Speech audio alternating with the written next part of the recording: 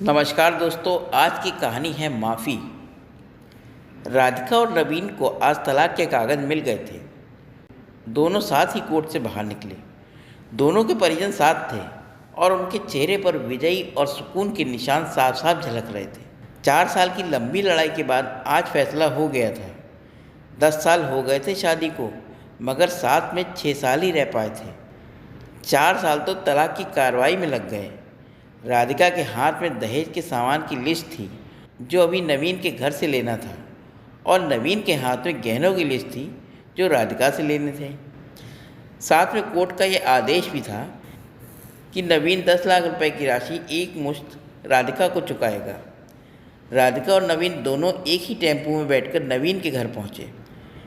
दहेज के दिए सामान की निशानदेही राधिका को करनी थी, इसलिए 4 वर्ष के बाद ससुराल जा रही थी।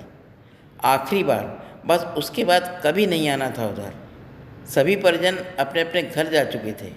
बस 3 प्राणी बचे थे, नवीन, राधिका और राधिका की माताजी। नवीन घर में अकेला ही रहता था। माँ बाप और भाई आज भी गांव में ही रहते हैं। राधिका और नवीन का इकलौता बेटा जो अभी 7 वर्ष का है, कोर्ट के फैसले के अनुसार बालिग होने तक वह राधिका के पास ही रहेगा। नवीन महीने में एक बार उससे मिल सकता है।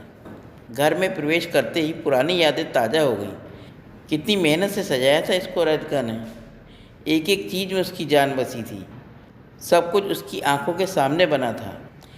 एक एक ईंट से धीरे धीरे बनते धरौंदे को पूरा देखा था उसने। सपनों का घर था उसका। कितनी शिद्दत से नवीन ने उसके सपने को पूरा किया था। नवीन थका हारा सा सोफे पर पसर गया। बोला, ले लो जो कुछ भी चाहिए, मैं तुम्हें नहीं रोकूंगा। राधिका ने अब गौर से नवीन को देखा। 4 साल में कितना बदल गया है। बालों में सफ़ेदी झांकने लगी है। शरीर पहले से आधा रह गया है। 4 साल में चेहरे की रौनक गायब हो गई। वह स्टोर रूम की तरफ बढ़ी जहां उसके दहेज का अधिकतर सामान पड़ा था। सामान ओल्ड फैशन का था, इसलिए कबाड़ की तरह स्टोर रूम में डाल दिया गया था। मिला भी कितना था उसको दहेज। प्रेम विवाह था दोनों का। घर वाले तो मजबूरी में साथ हुए थे। प्रेम विवाह था तभी तो नज़र लग गई किसी की, क्योंकि प्रेमी जोड़ों को हर कोई टूटता हुआ देखना चाहता है। बस एक बार पीकर बहक गया था नवीन। हाथ उठा बैठा उस पर। बस वो गुस्से में महके चली गई। फिर चला था लगाने सिखाने का दौर।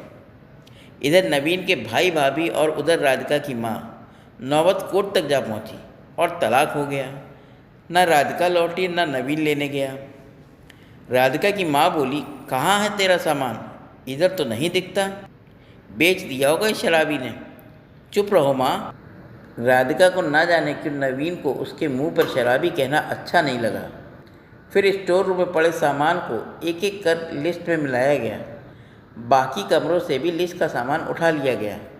राधिका ने सिर्फ अपना सामान ही लिया, नवीन के सामान को छुआ भी नहीं। फिर राधिका ने नवीन को गहनों से भरा बैग पकड़ा दिया। नवीन ने बैग वापस राधिका को दे दिया। रख लो, मुझे नहीं चाहिए, काम आएंगे तेरे मुसीबत में। गहनों की कीमत 15 लाख से कम नहीं थी। क्यों? कोर्ट में तो तुम्हारा वकील कितनी दफ़ा गहने गहने चिल्ला रहा था। कोर्ट की बात कोर्ट में ख़त्म हो गई राधिका। वहाँ तो मुझे भी दुनिया का सबसे बुरा जानवर और शराबी साबित किया गया है। सुनकर राधिका की माँ ने नाक भौं चढ़ाई। नहीं चाहिए, वो 10 लाख भी नहीं चाहिए। क्यों? कहकर नवीन सोफे पर खड़ा हो गया। बस यूं ही राधिका ने मुंह फेर लिया। इतनी बड़ी ज़िंदगी पड़ी है, कैसे काटोगी? ले जाओ, काम आएंगे। इतना कहकर नवीन ने भी मुंह फेर लिया और दूसरे कमरे में चला गया। शायद आंखों में कुछ उमड़ा होगा, इसको छुपाना भी ज़रूरी था। राधिका की माताजी गाड़ी वाले को फ़ोन करने में व्यस्त थी। राधिका को मौका मिल गया। वो नवीन के पीछे उस कमरे में चली गई। वो रो रहा था, अजीब सा मुँह बनाकर, जैसे भीतर के सैलाब को दबाने की जद्दोजहद कर रहा हो। राधिका ने उसे कभी रोते हुए नहीं देखा था, आज पहली बार देखा। न जाने क्यों दिल में कुछ सुकून सा मिला, मगर ज़्यादा भावुक नहीं हुई।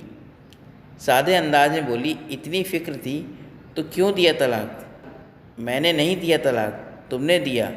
दस्तखत तो तुमने भी किए, माफ़ी नहीं मांग सकते थे? मौका कब दिया तुम्हारे घर वालों ने? जब भी फ़ोन किया काट दिया। घर भी आ सकते थे, हिम्मत नहीं थी। राधिका की माँ आ गई और वो हाथ पकड़कर बाहर ले गई। अब क्यों मुँह लग रही है इसके? अब तो रिश्ता भी ख़त्म हो गया। माँ बेटी बाहर बरामदे में सोफे पर बैठकर गाड़ी का इंतज़ार करने लगी। राधिका के भीतर भी कुछ टूट रहा था, दिल बैठा जा रहा था। वो सुन्न सी पड़ती जा रही थी। जिस सोफे पर बैठी थी उसे गौर से देखने लगी। कैसे कैसे बचत करके उसने और नवीन ने वो सोफ़ा खरीदा था। पूरे शहर में घूमी थी, तब जाके पसंद आया था। फिर उसकी नज़र सामने तुलसी के सूखे पौधे पर गई। कितनी शिद्दत से देखभाल किया करती थी।